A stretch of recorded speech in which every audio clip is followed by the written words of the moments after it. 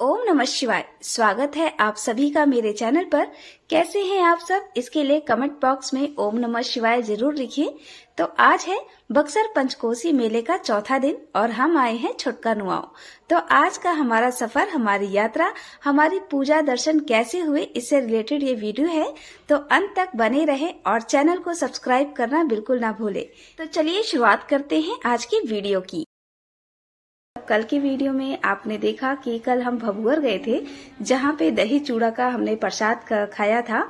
और आज है छुटका नुआओ और बहुत ही लंबी भीड़ लगी हुई है भक्तों की। और अब हम भी जा रहे हैं अपना पूजा पाठ करने, जल वगैरह चढ़ाने। तो जैसा मैंने आपको कल बताया था कि जल के अंदर ही हम अपनी सारी सामग्री घर से ही तैयार करके लाते हैं और यहाँ पे बस लोटे में ढार के कैसे भी जल भोलेनाथ को चढ़ा के और बाहर आके अपना दिया बाती करते हैं। तो श्रद्धालुओं की बहुत ही लंबी भीड़ लगी हुई थी यहाँ पे। और पूजा पाठ करने के बाद, दिया जलाने के बाद यहाँ पे थोड़ा सा दान वगैरह करके संकल्प जरूर करवाना होता है और जो हवन सामग्री हम अपने साथ लेके आते हैं उस हवन कुंड में डाल देते हैं। तो ये है हमारे साथ जो आए हुए लोग थे, वो लोग इकट्ठे हो रहे हैं एक जगह से पूजा कर करके। तब तक मैं आपको बाहर का ये व्यू दिखा देती हूँ। देखिए यहाँ पे खिचड़ी का प्रसाद बन रहा है, क्योंकि आज चौथे दिन, पंचकोस के चौथे दिन खिचड़ी का ही प्रसाद बनाया जाता है। चारों तरफ बहुत ही भीड़ थी, दिया वगैरह यहाँ पे बाहर आके ही जलाया जाता है। इस मंदिर की एक ये महानता है कि यहाँ के जो शिवलिंग थे बहुत ही छोटे रूप में प्रकट हुए थे और आज की डेट में एक ये विशाल पिंडी के रूप में ये शिवलिंग बढ़ के हो चुके हैं। और हर साल जब आते हैं तब ये शिवलिंग इसी तरीके से बढ़े हुए मिलते हैं, ऐसा यहाँ के लोगों का मानना है। आप देख सकते हैं 2 शिवलिंग थे यहाँ पे और बहुत ही लंबी लाइन लग रही थी दोनों ही शिवलिंग में। कितना सारा अनाज यहाँ पे रखा हुआ था, दान किया हुआ लोगों का, इसी से खिचड़ी का प्रसाद बनाते होंगे। और यह पूरे मंदिर का प्रांगण। यहाँ पे जल चढ़ाने में ज्यादा दिक्कत नहीं आई, क्योंकि बहुत अच्छी व्यवस्था यहाँ के लोगों द्वारा की गई थी। लाइन वगैरह से आराम से श्रद्धालु अपना जल चढ़ा रहे थे, वरना हर जगह तो इतना धक्का मुक्की हो रहा था कि कैसे भी जल चढ़ा के लग रहा था जैसे एक जंग जीत ली हो। तो यहाँ से पूजा पाठ करने के बाद अब हम निकलते हैं अपने पोखर पूजने की तरफ, क्योंकि सीधे हम लोग अपना ऑटो से जब उतरे तो सीधे मंदिर में ही आके हमने पूजा पाठ किया। लेकिन अब हम जा रहे हैं पोखर पूजने, क्योंकि ये पोखर जो पूजना होता है बहुत ही अच्छी बात होती है। पोखर पूजना ऐसा कहा जाता है। वैसे तो मैं भी फर्स्ट टाइम ही अपना ये पंचकोस का कर रही हूँ और कितने लोग कह रहे थे कि पहले पोखर पूजते हैं उसके बाद मंदिर में जल चढ़ाते हैं। कितने लोग कह रहे थे कि पहले जल चढ़ा लीजिए उसके बाद पोखर पूजना है।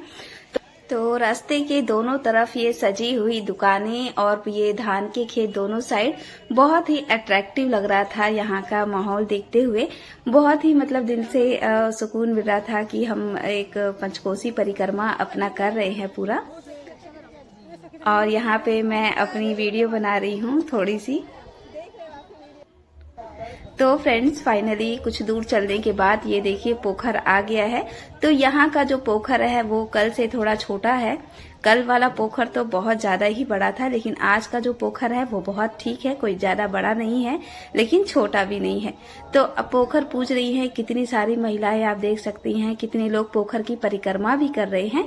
तो पोखर की जो परिक्रमा करनी होती है वो जौ के साथ करनी होती है। तो एक पर्सन हम लोग जौ को ही ले लेता है, सब एक एक मुट्ठी जौ लेके पूरे पोखर की परिक्रमा जौ गिराते हुए करते हैं।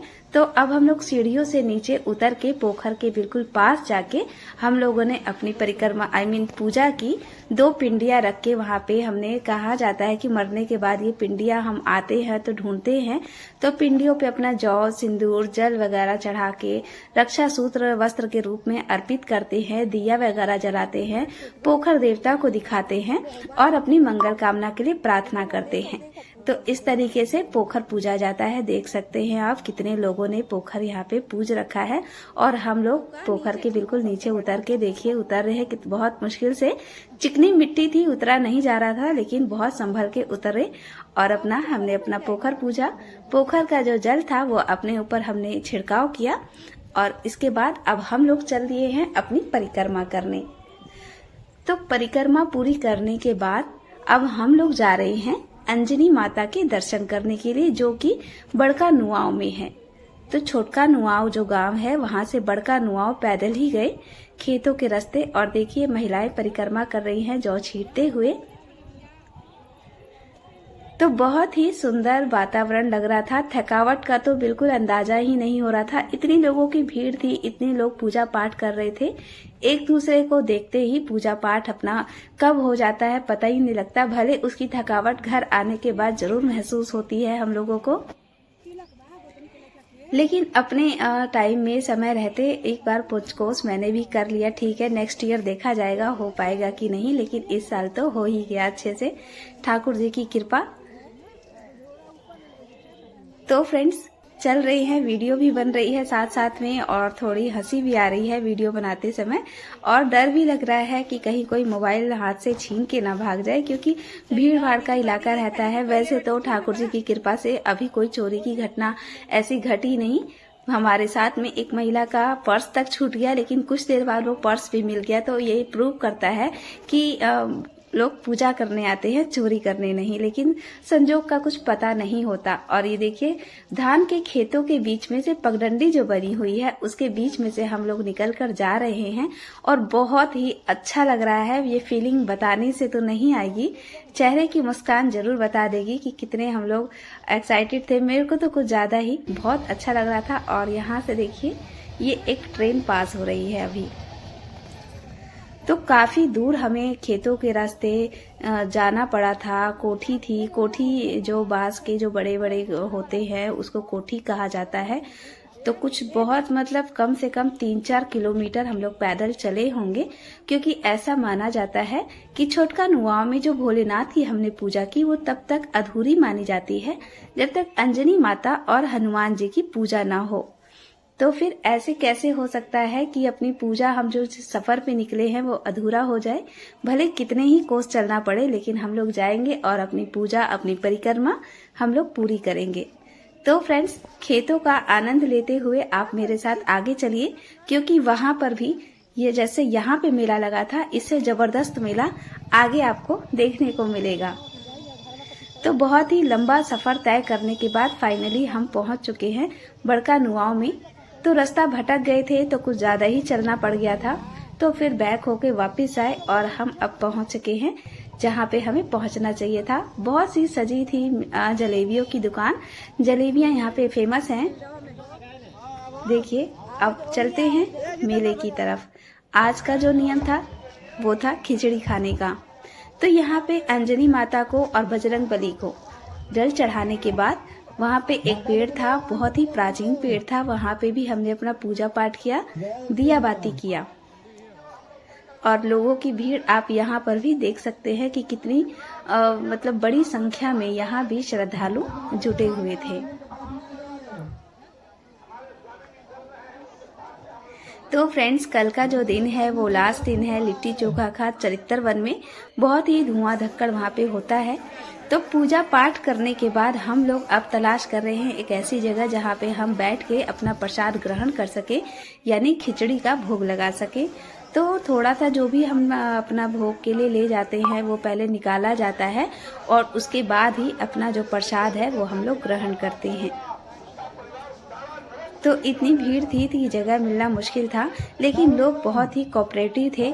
जो लोग दूर दराज से आए हुए थे पचकोस करने के लिए, तो वो लोग तो घर नहीं जाते हैं, पूरे पचकोस यहीं पे रहते हैं, डेरा जमाते हैं, अपनी पूरी व्यवस्था के साथ चलते हैं। तो उन्हीं लोगों ने अपनी मतलब थोड़ी सी जगह छोड़ दी थी, तो हम लोगों ने अपना यहीं पे बैठ के अपना खिचड़ी का भोग प्रसाद ग्रहण किया। और देख सकते हैं कि सभी लोग मतलब अपना यही प्रसाद ग्रहण कर रहे हैं। तो कोई कुछ लेके आता है, कोई कुछ लेके आता है। तो सच बताए तो एक छोटी सी पार्टी पिकनिक टाइप में हो जाती है। तो ये माहौल बहुत याद रहेगा यात्रा हमारी पचकोस की, क्योंकि जब पचकोस बीत जाएगा तो बहुत ही मतलब फील होगा, सूना सूना सा लगेगा। तो यहाँ पर कुछ लोग सत्तू बांट रहे थे, तो बहुत ही लंबी लाइन लगी हुई थी सत्तू लेने वालों की। और अब हम जा रहे हैं अपना पूरा पूजा पाठ नियम विधि करके अपने घर की तरफ। तो आज का चौथा दिन भी हमारा खत्म हो गया। अब मिलते हैं अपने नेक्स्ट वीडियो में कल चरित्र वन में लिट्टी चोखा के साथ। तो फ्रेंड्स, आज का ये वीडियो आपको कैसा लगा कमेंट करके जरूर बताइएगा। और वीडियो पसंद आए तो चैनल को सब्सक्राइब और वीडियो को लाइक जरूर कर दीजिएगा। मिलते हैं अपने नेक्स्ट वीडियो में अगले दिन यानी लिट्टी चोखा के साथ। तब तक आप सभी लोगों का बहुत बहुत धन्यवाद। इसी तरीके से अपना प्यार बरसाते रहिए और मुझे सपोर्ट करिए और आगे बढ़ाइए। धन्यवाद आप सभी का। ओम नमः शिवाय।